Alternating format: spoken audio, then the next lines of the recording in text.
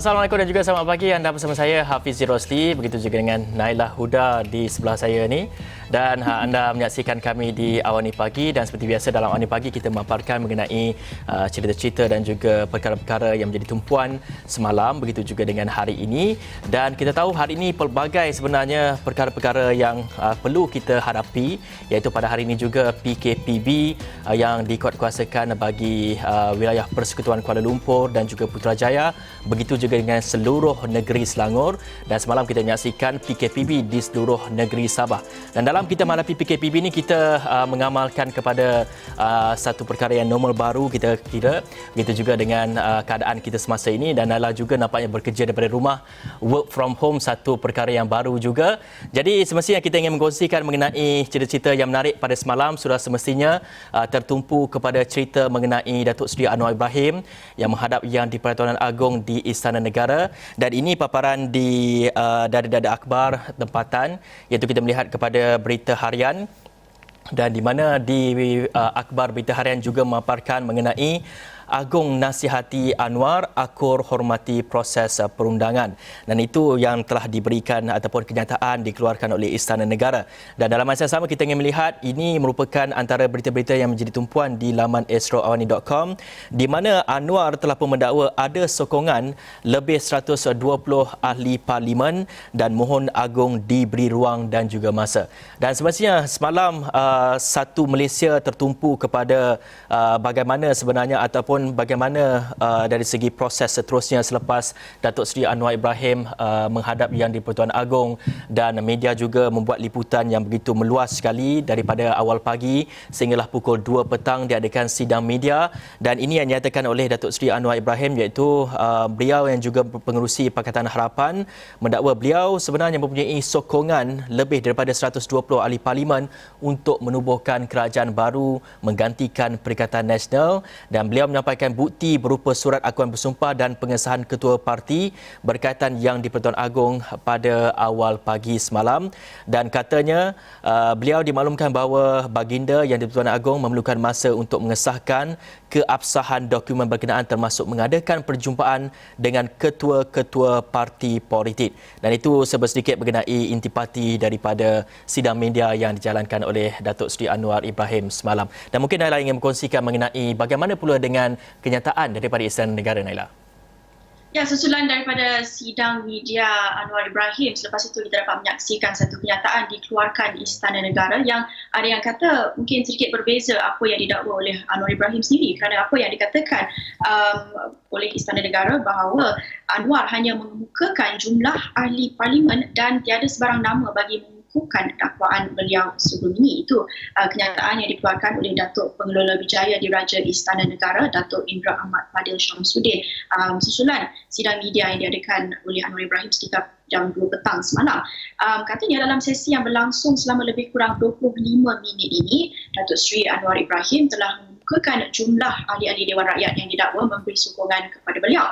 Walau bagaimanapun, beliau tidak mengemukakan senarai nama ahli-ahli Dewan Rakyat untuk mengukuhkan dakwaan tersebut. Dan dalam masa yang sama, senada juga apa yang dikatakan dengan Anwar Ibrahim, Sultan Abdullah telah menasihati Datuk Seri Anwar Ibrahim untuk akur dan menghormati proses-proses perundangan seperti yang termaktub dalam Perlembagaan Persekutuan. Tapi saya kira ada mungkin strategi yang mungkin kita tidak tahu lagi apa strategi yang cuba digerakkan oleh Anwar Ibrahim di sini. Mungkin seperti yang kita tahu dengan situasi politik negara ini, mendedahkan nama-nama ahli politik yang menunjukkan sokongan kepada beliau, itu mungkin akan mendatangkan impak yang mungkin tidak diingini kepada dia.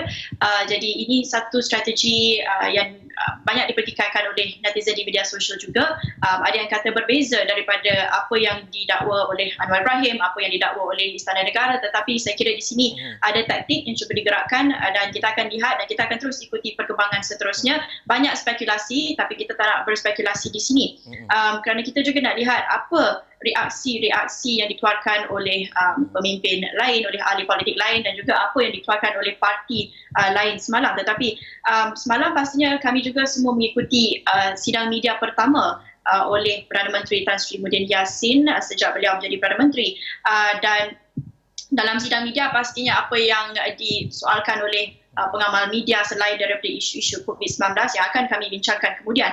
Tetapi beliau juga turut mengulas tentang apa yang didakwa oleh Anwar Ibrahim dalam sidang media itu dan kata Perdana Menteri beliau percaya pada Yang di-Pertuan Agong dan menyerahkan kepada baginda berhubung tindakan pengerusi Pakatan Harapan itu yang mengemukakan dokumen sokongan yang dikatakan memiliki majoriti untuk membentuk kerajaan baru. Dan kata Muhyiddin, baginda merupakan seorang yang bijaksana dan memahami peranan serta perlembagaan dan akan membuat keputusan terbaik demi kepentingan rakyat. Jadi tidak banyak mengulas sebenarnya tentang isu tersebut dalam sidang media semalam. Banyak fokus yang terletak pada isu-isu COVID-19 dan juga pengamal media yang hadir pada sidang media tersebut terpilih salah seorangnya merupakan rakan tugas kita sendiri Ehsan Yahya yang berpeluang menghadiri sidang media tersebut, Hafizi. Baik, itu sedikit mengenai respon daripada Tan Sri Muhyiddin Yassin juga. Nampaknya telah memberi respon sedikit mengenai bagaimana agaknya tindakan ataupun bagaimana proses yang dijalankan oleh Datuk Seri Anwar Ibrahim. Dan kita ingin melihat juga kepada perkembangan seterusnya masih lagi mengenai isu politik tanah air kita. Dan di mana ini lewat malam semalam satu kenyataan yang agak menggemparkan juga apabila UMNO sendiri, parti yang berada dalam Muafakat Nasional, pertimbang tarik diri daripada menyokong Perikatan Nasional dan UMNO mengumumkan parti itu sedang membuat pertimbangan untuk menarik diri daripada menyokong Perikatan Nasional PN. Dan Setiausaha Agongnya Datuk Seri Ahmad Maslan berkata UMNO memberi syarat baru kepada kerajaan PN jika mahu meneruskan kerjasama politik secara perjanjian bertulis untuk dilaksanakan secepat mungkin. Dan kenyataan itu bagaimanapun tidak menjelaskan perjanjian bertulis yang dimaksudkan dengan terperinci, dan ia dinyatakan dalam satu kenyataan media selepas mesyuarat Biro Politik Majlis Tertinggi UMNO di Pusat Dagangan Dunia Putra PWTC lewat malam semalam. Dan ini merupakan kenyataan media yang telah pun dikeluarkan. Dan itu sedikit mengenai isu politik kita. Nampaknya semalam banyak isu-isu politik ditayangkan kepada rakyat semua, dan kita ingin melihat juga kepada isu COVID-19. Mungkin dalam dapat teruskan kepada statistik negara kita, begitu juga dengan mungkin ada penemuan kluster-kluster yang baru, Naila. Ya, pastinya Hafizi, semalam juga kita tak boleh nafikan selain daripada isu politik, tumpuan juga berada pada isu-isu mengenai dengan situasi terkini COVID-19 dalam negara, yang mana semalam kita merekodkan dua rekod baru.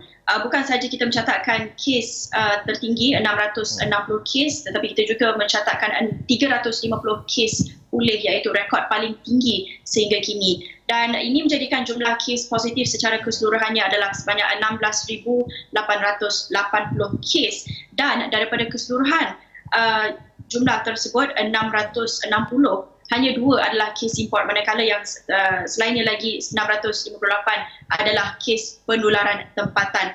Dan bagi penularan tempatan, Sabah masih lagi merekodkan jumlah kes tertinggi berbanding dengan negeri-negeri lain, dan jumlah kes aktif dengan kebolehjangkitan COVID-19 ketika ini juga adalah sebanyak 5,345 yang telah pun diasingkan, diberikan rawatan. Dan ini satu jumlah yang sangat tinggi, dan banyak juga pakar-pakar kesihatan melihat kepada statistik, melihat kepada graf kes aktif dengan kebolehjangkitan COVID-19 dan juga apa impaknya kepada sistem kesihatan negara. Adakah jumlah katil yang disediakan, jumlah ventilator, ICU mencukupi ataupun tidak untuk kes-kes yang semakin meningkat, terutamanya di Sabah, yang mana banyak usaha telah pun digerakkan oleh pertubuhan bukan kerajaan, NGO, Mercy Malaysia antaranya bersama dengan Kementerian Kesihatan Malaysia sekarang ini tengah mengumpul dana untuk membeli ventilator, bekalan perubatan dan juga sokongan bekalan perubatan seperti PPE buat frontliners di sana. Jadi ini satu perkara yang perlu dititik beratkan.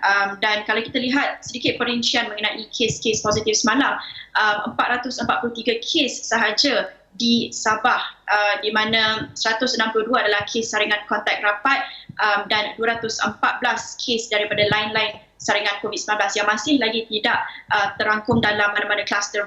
Dan kalau kita lihat di Selangor juga masih lagi tinggi dengan 76 kes baru, dan juga satu kluster baru yang direkodkan di Selangor iaitu kluster Bah Kenangan, di Kedah, di Pulau Pinang, wilayah Persekutuan Labuan Perak, Johor. Kita boleh lihat sekarang ini berbanding dengan mungkin gelombang sebelum ini, kes-kes baru banyaknya tertumpu di beberapa negeri sahaja, tetapi sekarang ini kita lihat telah pun tersebar ke seluruh negara dan sesudah daripada itu kita lihat PKPB telah pun dilaksanakan di Kuala Lumpur, di Selangor dan juga di Sabah. Dan bercakap sikit tentang kluster baru, seperti yang saya katakan tadi, ada juga kluster-kluster baru yang direkodkan, ada 6 secara keseluruhannya, 4 sahaja di Sabah.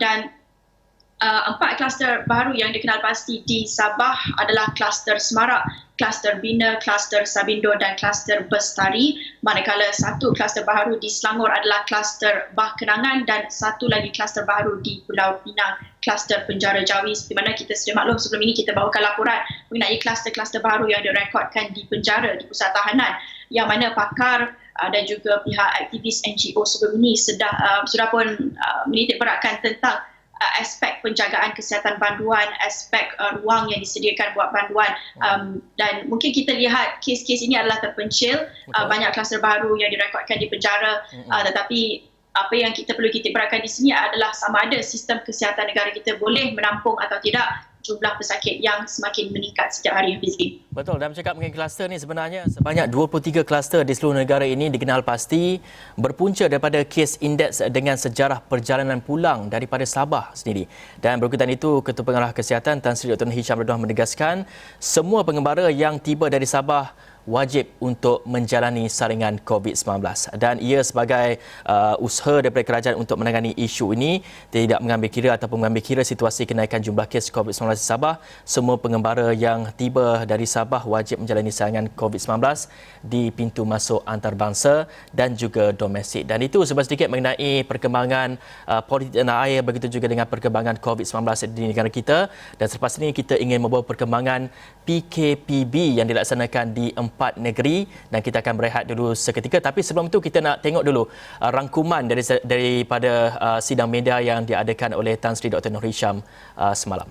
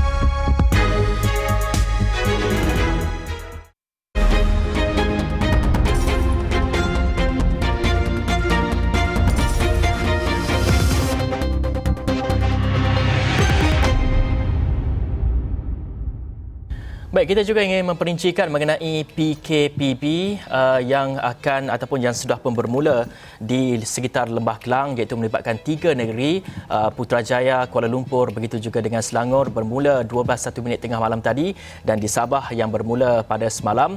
Dan kita ingin melihat kepada bagaimana paparan di muka hadapan akhbar. Kita memilih New Straits Times juga memperincikan mengenai CMCO ataupun PKPB adalah satu keputusan yang terbaik untuk menangani, kerana kita melihat semalam juga Tan Sri Dr. Nur Hisham telah pun menjelaskan mengenai mengapa PKPB dijalankan di sekitar Lembah Kelang ini secara totalnya, kerana kes-kes yang ada di sekitar Lembah Kelang ini merupakan kes secara sporadik ataupun yang secara berselerak.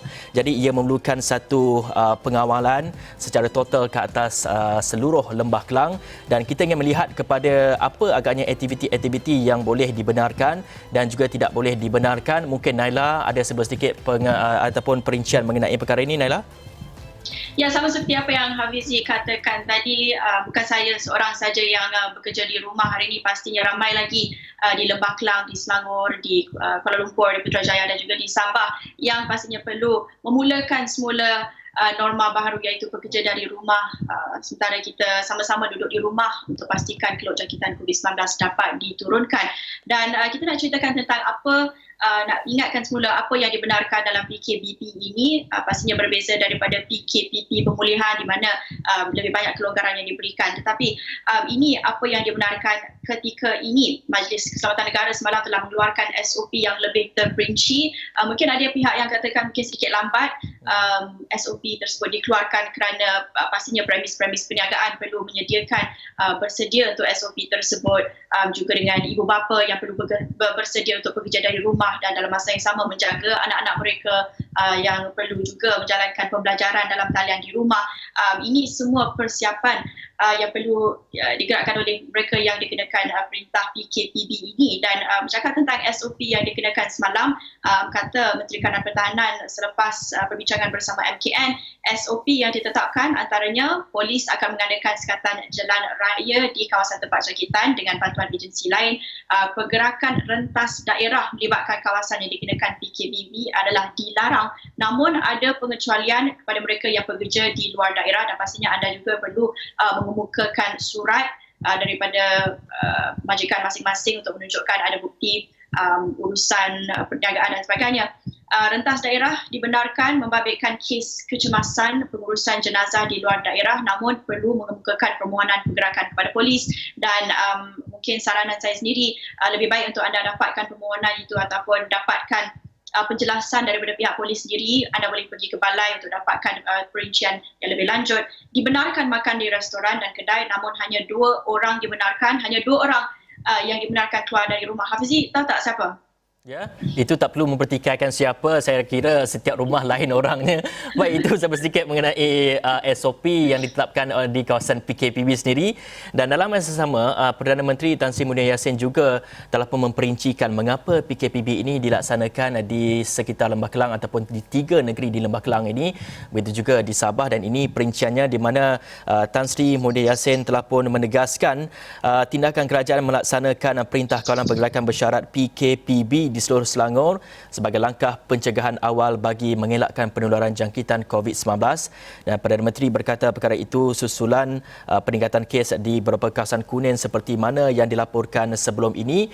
Dan ini satu langkah proaktif yang diambil oleh kerajaan kerana walaupun beberapa kawasan sebagai contoh di Selangor yang pada tahap hijau dan juga pada tahap kuning, ia merupakan satu langkah awal untuk mengekang daripada kawasan-kawasan ini bertukar kepada zon merah. Dan itu diperincikan oleh Tan Sri Muhyiddin Yassin semalam, iaitu telah mengadakan satu sidang media dan juga perutusan pada lewat petang semalam. Dan kita melihat kepada beberapa SOP yang perlu kita patuhi. Mungkin ini rangkumannya ataupun infografik kita ingin kongsikan ini merupakan satu SOP yang konklusif untuk anda fahami apa yang perlu ataupun apa yang boleh anda lakukan dan apa aktiviti yang anda tidak boleh lakukan. Kita ikuti infografik ini.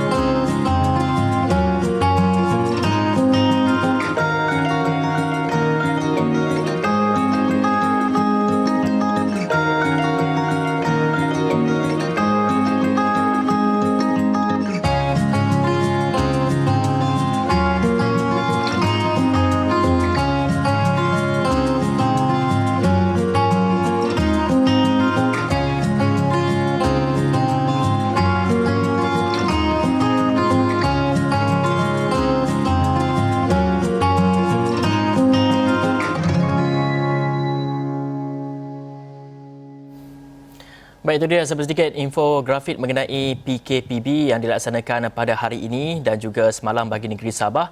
Dan kita ingin melihat kepada pembangunan vaksin. Naila, mungkin ada perincian yang mengenai bagaimana agaknya usaha kerajaan untuk menyalurkan dari segi bantuan ataupun melabur untuk menghasilkan vaksin ini, Naila.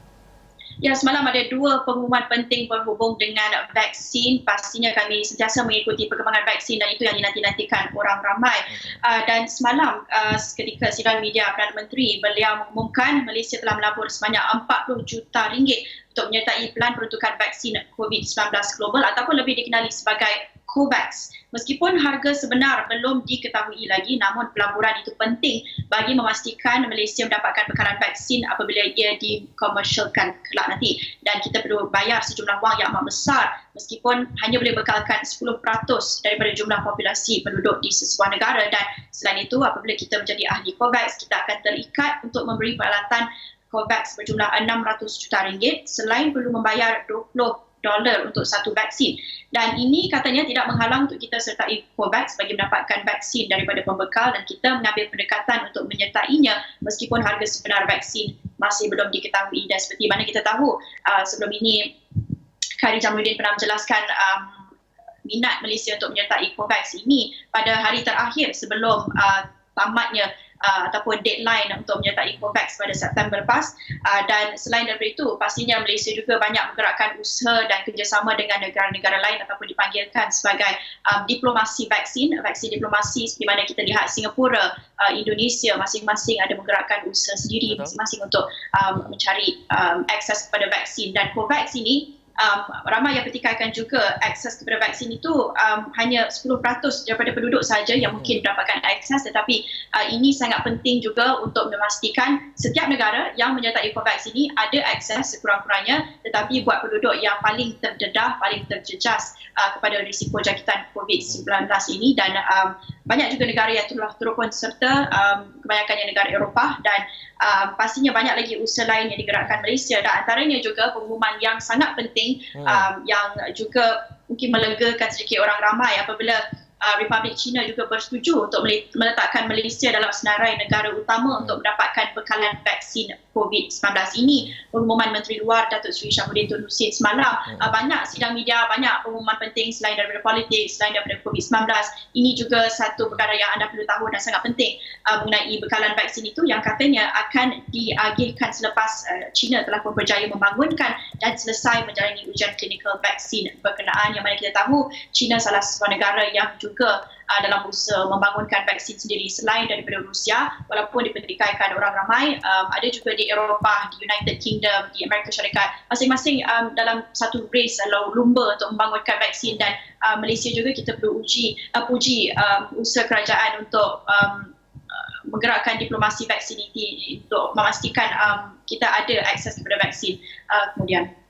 Baik, itu sedikit mengenai pembangunan vaksin dan juga akses kepada vaksin itu. Dalam masa yang sama, hubungan antara kedua negara Malaysia dan juga China diperkukuhkan lagi, iaitu kita menyaksikan kerajaan China telah pun bersetuju untuk menambah pembelian minyak sawit negara sebanyak 1.7 juta tan hingga tahun 2023. Dan kata Menteri Luar Datuk Seri Hishamuddin Tun Hussein berkata, kedua negara telah pun bersedia menjalankan kerjasama 3 hala menggunakan produk berasaskan minyak sawit Malaysia bagi menangani keselamatan makanan negara-negara ketiga. Dan kedua pihak juga bersetuju untuk mempromosikan syarat kelestarian produk minyak sawit yang mematuhi label minyak sawit lestari Malaysia MSPO dan label makanan hijau. Itu sedikit mengenai hubungan kedua hala antara Malaysia dan juga China dan juga pembangunan vaksin tadi. Dan untuk itu saja Awani Pagi. Naila, mungkin ada kata akhir work from home pada hari ini, Naila? Jangan lupa saksikan, kami juga akan bawakan Temubual pada jam 8.30 pagi sekejap lagi, dan kita akan bawakan perbincangan tentang National Anesthesia Day. Jadi saya masih lagi akan bersiaran langsung dari rumah, jadi jangan lupa saksikan jam 8.30 nanti, Hafizi. Dan oleh itu saya Hafiz Rosli dan saya Naila Huda. Salam hormat.